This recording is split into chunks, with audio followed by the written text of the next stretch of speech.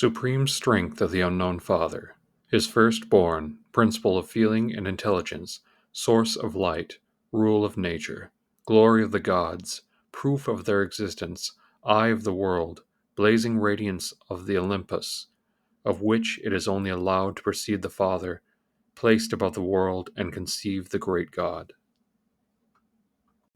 You, who in your immense towers rule the universe and its revolutions, because you journey in its midways, giving to the upper worlds a temperate warmth, and dictating your laws to the sacred stars of the gods, because you are placed in the fourth orbit, and your number has been assigned to you by the rightful reason, so that as far from the beginning you manifest us a double tetrachord.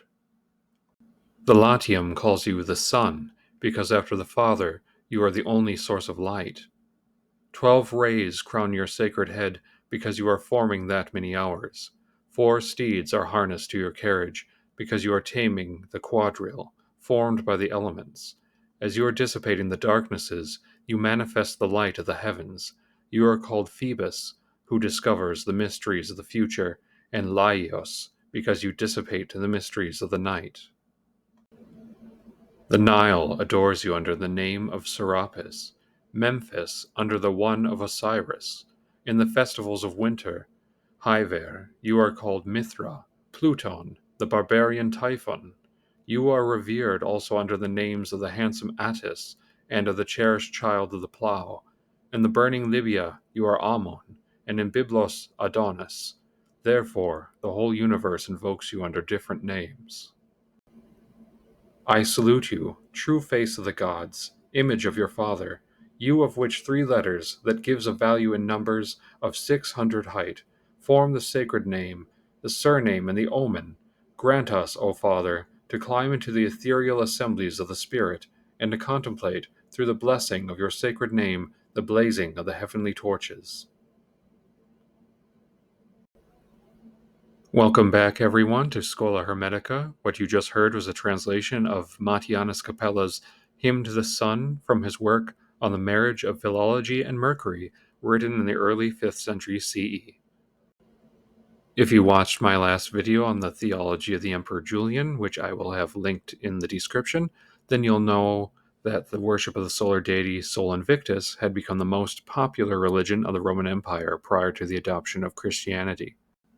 In that video, I covered the basic outline of the Romans' solar theology, at least as it could be squared with Neoplatonism. In this video, I am going to cover the wider history and influence of classical sun worship, especially pertaining to the Roman Empire.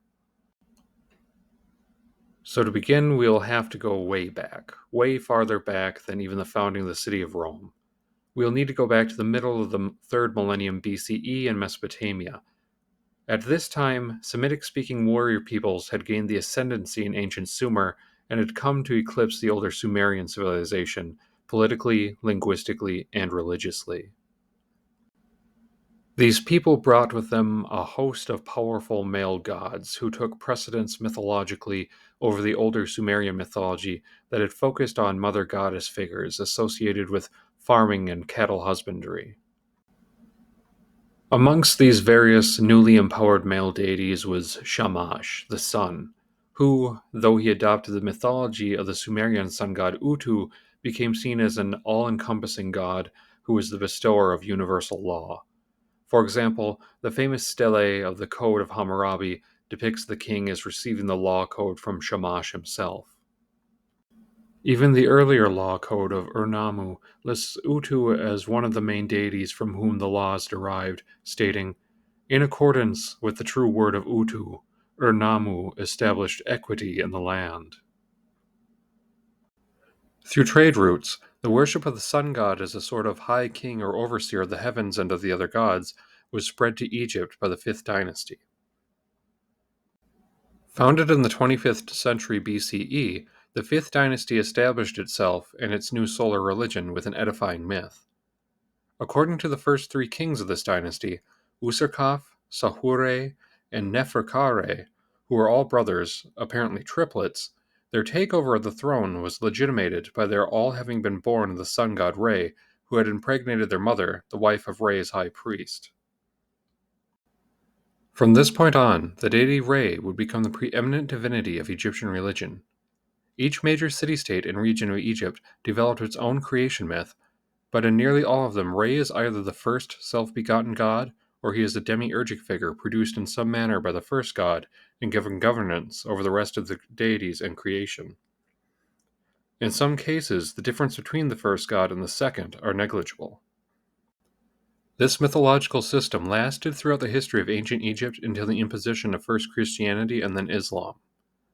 The texts of the Greek magical papyri, spells and formulas of Roman-era Egypt, written in a mixture of Greek and Coptic, are full of references to Re, or Helios as the Greeks called him. In some texts, he is the first, highest, and ultimate god himself. Sometimes, even the sole true god in a quasi-monotheistic sense, while in others, he is a ruler and demiurgic figure who is the son of the hidden god and subordinate to him alone, yet with an emphasis of their shared essence and general equality. The texts of the Hermetica, which are also a product of the same era as the magical papyri, make it clear that the Son is the king of the gods of the heavens, and that he is the instrument through which the Father's goodness enters into the world. In this way, the Son is worthy of receiving worship and prayer, for he is the designated ruler of the lower creations, and both sets and maintains the course of the heavens, and all the stars, which in Greco-Egyptian religion are gods, are as angels or attendants to him. Now, as far as the development of the religion of Sol Invictus in Rome goes, the first attestations of the Roman sun god Sol being referred to with the epithet Invictus, or in Greek Aniketos, meaning unconquered or invincible, occur in the 2nd century. However, Sol does not seem to have become the deity of a distinct religious cult as yet, at least not openly. This would change in the 3rd century, initially with one of the empire's most hated emperors, Marcus Aurelius Antoninus, but much better known to history by the name of his foreign god, Elagabalus. Now, Elagabalus only reigned for 4 years, from 218 to 222, and was only 18 when he died. He is a fascinating story in itself, but what is of interest here is his religion. A member of the Severan dynasty, Elagabalus was also a member of the ruling bloodline of the Syrian city of Emesa. In Emesa, the rulers were also the hereditary priests to the local sun god, Ilah al-Jabal, the god of the mountain, which is rendered into Latin as Elagabalus. But since the deity is specifically a sun god, he is also sometimes referred to in Greek as Heliogabal, Helios of the mountain. When Elagabalus arrived in Rome to take up the throne, he brought with him the cult of his native deity, whose worship centered around a black stone believed to be a meteorite.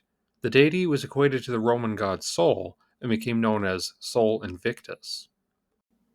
Interestingly, despite the initial suspicions for this foreign cult by the Roman elites, the worship of this god would prove far more popular and long-lasting than the emperor who brought it to Rome. Elagabalus was assassinated by his own Praetorian guards, and his more popular cousin Severus Alexander was installed as emperor in his place. The black stone of Heliogabalus was returned to Emesa, but considering that Severus Alexander was still a member of the same Syrian family of priests, it's likely that he did not abandon sponsorship of the cult to the unconquered sun altogether. Severus Alexander was recorded as being tolerant of all kinds of religions, including Judaism and Christianity, and may have installed statues of Abraham, Jesus, and the pagan sage Apollonius of Tyana in his private shrine. Though this is according to the Historia Augusta, which is considered to be largely unreliable. If any of this is true, then it would not have been impossible or unlikely that he would have patronized the popular Eastern solar religion of his own homeland. In any case, the religion of Sol Invictus became increasingly popular during the crisis of the 3rd century, a long period of civil war that followed after the death of Severus. To back up slightly, the reign of the Severan Emperor Caracalla, who reigned from 197 to 217, saw all free peoples of the empire granted Roman citizenship. This created a whole new identity of what it meant to be Roman. Roman identity became that of a nationalist identity with the nation-state, as opposed to being exclusively the identity of members of a ruling imperialist city-state. This also meant that emperors no longer needed to reside in Rome itself, and that the government would henceforth become centered around the bureaucracy surrounding the emperor himself, which was vastly more open to educated people from across the empire as opposed to the traditional Roman Senate, which is exclusively made up of the old noble families of the city of Rome. This helped forge a one nation, one emperor policy that, in order to retain a single cultural unity, would gradually demand a one religion policy as well. Roman religion was becoming increasingly syncretic. Mystery cults from around the empire, loosely syncretized traditional Roman deities, had already been popular for centuries by this point. But now it became increasingly clear that the imposition of a handful of half Hellenized Italic gods would not in themselves win over the peoples of the empire. Jupiter would always remain the preeminent divinity of pagan Roman religion, but his role would become increasingly marginalized as the empire began to adopt Eastern religious views. As we have seen, the solar religion of the Near East and Egypt portrayed the sun god as the predominant divinity. Though he was nearly always second in status, he was first in regard. This style of religious devotion would be brought forth into the nation of Rome. Sol Invictus would become something of an amalgamation of the empire's various solar divinities. More traditional Romans would try to maintain his identity with Apollo, but his overall conception and mythology began to imitate that of Horus, Re, and especially the Iranian deity Mithras. Initially, the worship of Mithras was its own mystery cult apart from that of Sol Invictus. Its origins were ultimately Iranian, and Mithra, or Mitra, was always one of the most popular divinities amongst the ancient Indo-Aryans. Even here, though, their understanding of Mithras was probably an Indo-Iranian adaptation of the old solar religions that we saw rise in Mesopotamian Egypt in the 3rd millennium BC. Mithras is the second highest divinity after the fatherly creator who is Lord of Heaven, and Mithras is a mediator between heaven and earth. Essentially, he is the way to the Father for mortals, for the Father divinity, whether we call him Varuna, Ahura Mazda, or Jupiter, was regarded as an intrinsically remote divinity that only those of the highest intellects could reach. Since Mithras was already essentially the same type of divinity as Sol Invictus, it was inevitable that these two most popular Roman gods would become fused.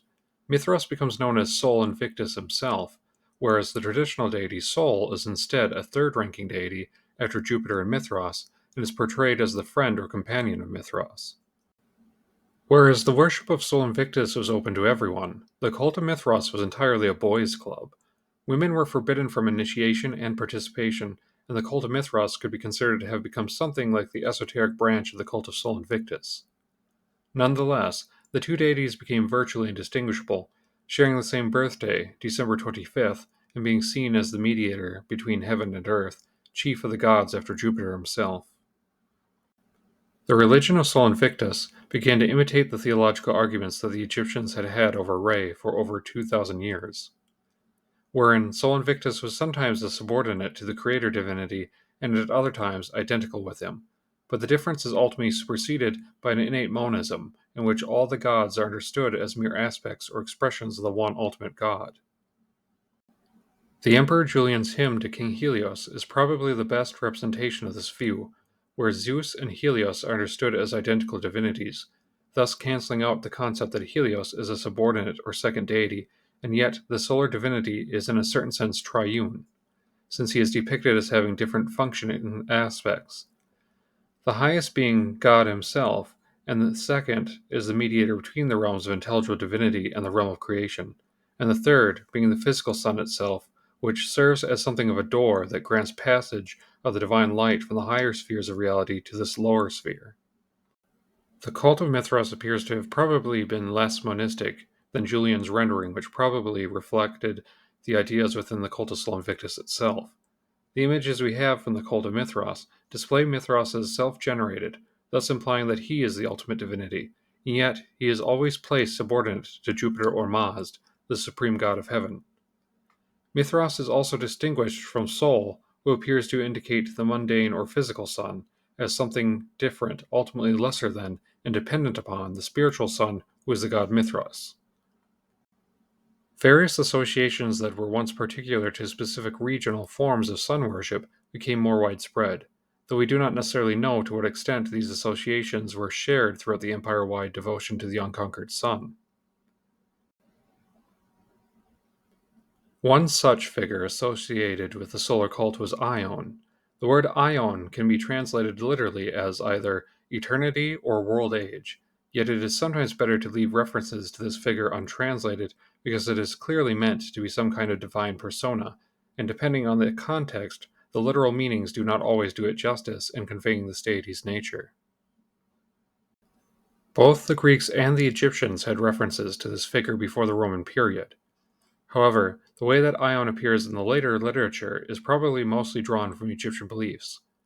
In some of the creation myths associated with Atum Re or Ptah, the various attributes of the deity are themselves living powers, which include Hau, eternity, Hu, utterance, Sia, intellect, and Heka, magic.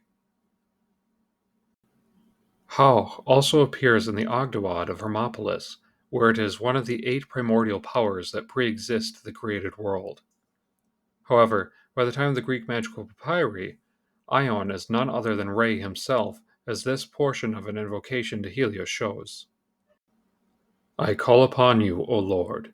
Hear me, O holy God who rests among the holy ones, at whose side the glorious angels stand forever.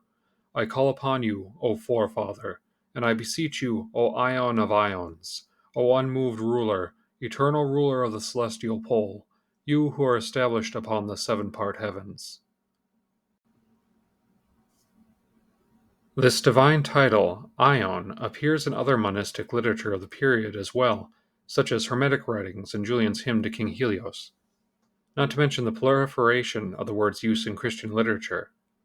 Ion could be said to refer to the eternal, hidden nature of the Godhead, while the Son is the demiurgic extension who imitates the appearance of the divine world, wherein the intelligible powers harmoniously encompass and depend upon eternity by recreating this array in the starry heavens with its constant and harmonious revolutions, with the sun as the master. Another figure that became attached to the solar religion was the peculiar lion-headed deity called Aramanias. At least, that is how he is referred to in the cult of Mithras. This lion-headed deity is also frequently depicted with either the body of a serpent or a serpent coiled around his torso. Some version of this figure can be found from Sudan to Egypt, Palestine, Syria, and brought by the cult of Mithras into Europe, even as far as France and Britain. Assuming a Zoroastrian origin for the figure, the name Aramanias is believed to be derived from Ahriman, the devil-like figure of Zoroastrian religion, in which case the name derives from the Avestan root meaning the destructive spirit or destructive intellect. However, an alternative theory is that the root of the name is Semitic, in which the term Ari means lion, and thus the figure could be related to the Hebrew daemon, later changed into a feminine angel named Ariel. Aramanias is sometimes depicted with various symbols, such as globes, lightning bolts, keys, measuring devices, and scepters, and the serpent that coils around him typically is depicted as winding around him 7 times. This has been taken to mean that he represents temporal reality as opposed to eternal reality, and that he is the master of the 7 currents of the planetary powers through which the initiate must overcome by the help of Mithras. The lion's god iconography seems reminiscent of the manner in which Ion himself is depicted, so it has been conjectured that he represents Chronos, or time, and is thus both opposed to and subservient to Mithras in his identity as Ion. Early Christianity did not fall outside the influence of the solar religion either. The Gnostic Christians made frequent use of the term Ion, both as a term for the divine powers of what the Platonists called the intelligible realm, but also as a title of the hidden Father, who is indeed the Ion of Ions, just as the Egyptians stated of Re. The lion-faced serpent also plays an identical role in Gnosticism as he does in the Mithraic Mysteries, though usually with much more negative connotations. He is made the equivalent of the creator god of the Book of Genesis and referred to as Yaldabaoth, the child of chaos, and Saklas, the fool. He is likewise depicted as the lord of the 7 planetary deities, who in Gnosticism are given a distinctly demonic character. Another figure frequently found on early Christian talismans, especially Gnostics, but seemingly found initially among non-Gnostics as well, is the bizarre entity called Abrasax, or Abraxas. The name would appear to be from the Hebrew term for creator, and thus he is understood as a sort of positive or counter-demiurge. He is variously called an Ion or Archon, which would imply a demonic disposition, or even as an angel. Abrasax is depicted as the chief of the 365 aeons of the Godhead, or 365 angels. Sources vary on exact numbers. The being is depicted as a soldier with the head of a rooster and serpents for legs.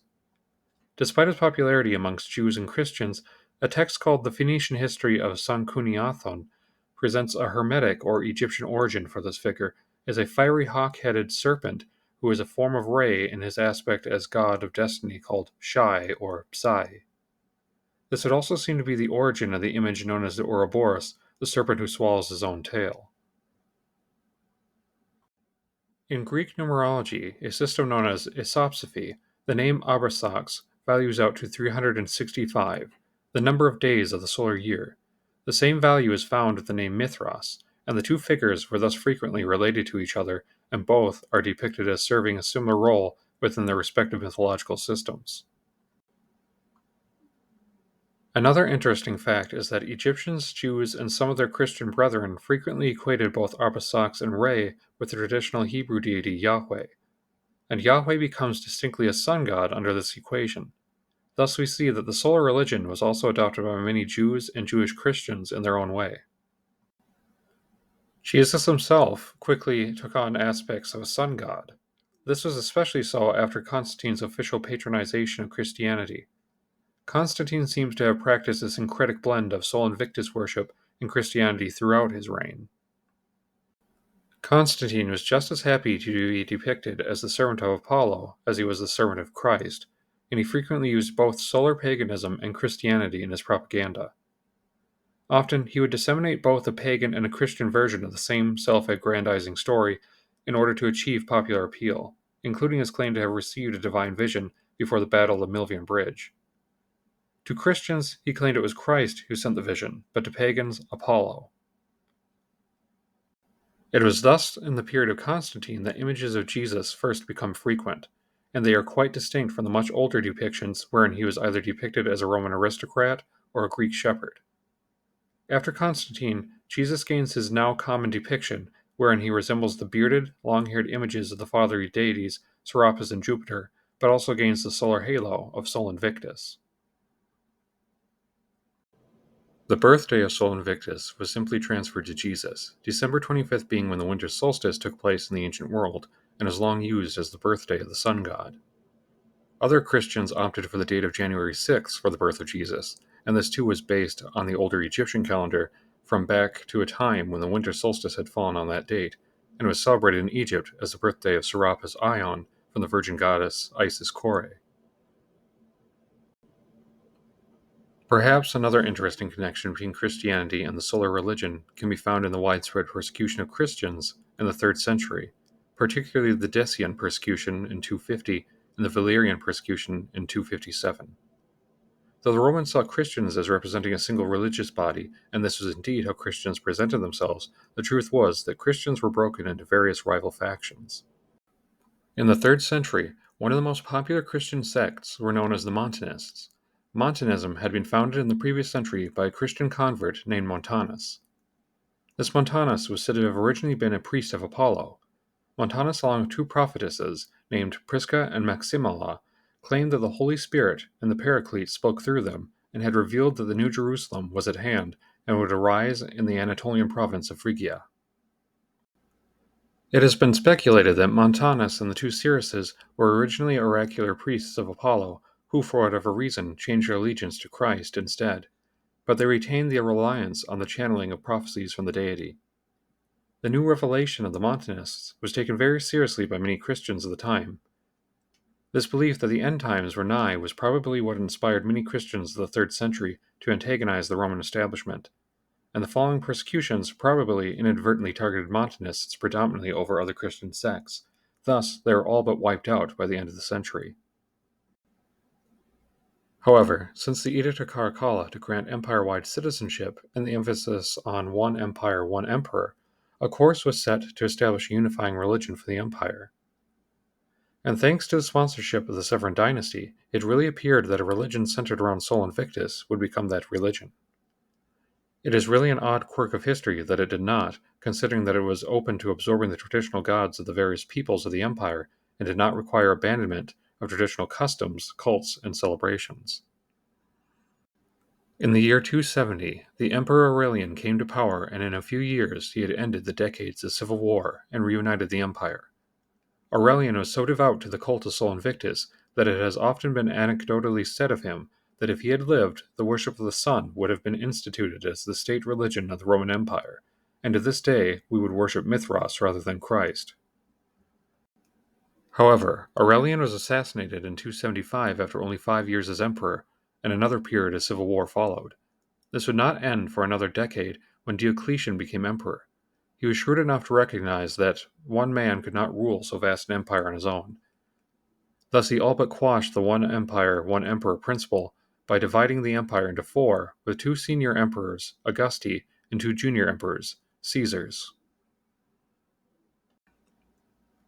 Sadly, this pragmatic approach to governance would be undone with Diocletian's retirement. When one of his co-emperors, Constantius I, died in 305, his son Constantine seized the title of Augustus, even though the Tetrarchy was not designed around heredity, and hence he began his long career of wiping out the other members of Diocletian's tetrarchic system. Throughout nearly the whole of Constantine's reign, he promoted both the cults of Apollo Sol Invictus and Jesus Christ, even going so far as to have a statue of himself constructed depicting himself as Apollo. Historians still debate why it was that Constantine continued to honor both the pagan solar deity and the new Christian deity. One argument is that Constantine was ignorant to the Christian belief that one could only worship the Christ God alone beside no other gods, and that Constantine did not come to understand this until late in his reign after years of Christian counseling. The more popular argument is that Constantine was first and foremost a pragmatist, so he was willing to support whatever cults would secure him the most power and popular appeal. Nonetheless, he does seem to have intermingled both pagan and Christian theology freely, recasting Christ as a solar divinity whose image was carefully crafted to resemble a combination of Sol Invictus and Serapis. Famously, at the Council of Nicaea, it was Constantine himself who defined the relationship between the Father and the Son as homoousios, that is, of one and the same essence. Nearly every Christian bishop of the period rejected this term outright, but were forced to acquiesce to the emperor's demands. In fact, as soon as Constantine died, various church councils assembled to officially reject this term. It would not be until 381 that the Emperor Theodosius would hold his own council in Constantinople and reimpose the decisions of Constantine made at Nicaea. But why was the term homoousios treated with such derision? According to Professor Pierfranco Beatrice of the University of Padua, the term homoousios had up to this point only appeared in the literature of Gnostic Christians, which was suspicious enough to the bishops attending the council. But making the term far more spurious was that it first appears in Egyptian pagan literature, such as the Hermetica. In fact, the Hermetica and the related genres of alchemical and magical literature are the only other places where the term homoousios is used outside of any kind of Christian context.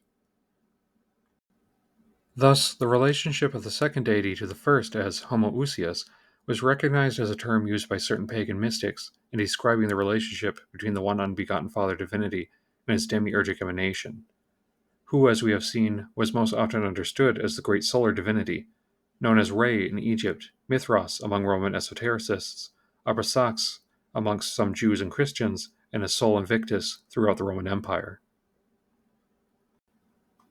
So in this way, Sol Invictus worship has not wholly left us.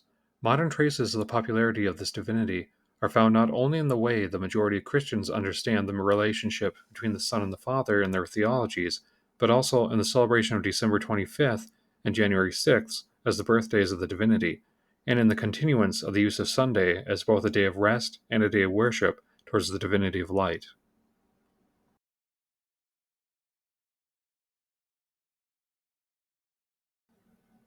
The worship of the great sun god that once captivated peoples across the Roman and Persian empires did not vanish altogether, and neither was it simply absorbed into traditions of later faiths like Christianity. There was one place where it not only survived but flourished. This was in Gupta period India. India entered its golden age under the rule of the Gupta dynasty, 3rd to 6th centuries CE, but had been developing rapidly for several centuries prior to this. in large part thanks to the growing trade with first the Hellenistic kingdoms and then the Empire of Rome. India achieved some of its greatest architectural and literary achievements at this time, with not only traders but architects and artisans arriving from the Greek and Roman worlds who influenced the temple design and statuary of India. This was also the era when great epics like the Mahabharata first took their modern form. This is the period where there is a noticeable transition in Indian religion into early Hinduism, as it is practiced today as opposed to the old Aryan Brahmanism centered around the Vedic texts. Solar divinities, for example, start to take greater prominence. In the Indian Golden Age and immediate post-Golden Age period, we see divinities like Surya, Vishnu, Krishna, and Savitur come to greater prominence. There is good reason not to think that the rise of solar religion in India is disconnected to its suppression in the Roman Empire. For example, when the Emperor Theodosius I came to power in Rome, he declared Christianity the sole religion of the Roman Empire and imposed new laws for the suppression of paganism. Theodosius's reign was from 379 to 395 CE. His contemporary in India at this time was Chandragupta II, whose reign was 378 to 414. During the reign of Chandragupta II, there was a large increase in Roman migrants, who brought with them all kinds of innovations in architecture, sculpture, literary styles, metallurgy, and social, philosophical, and religious ideas.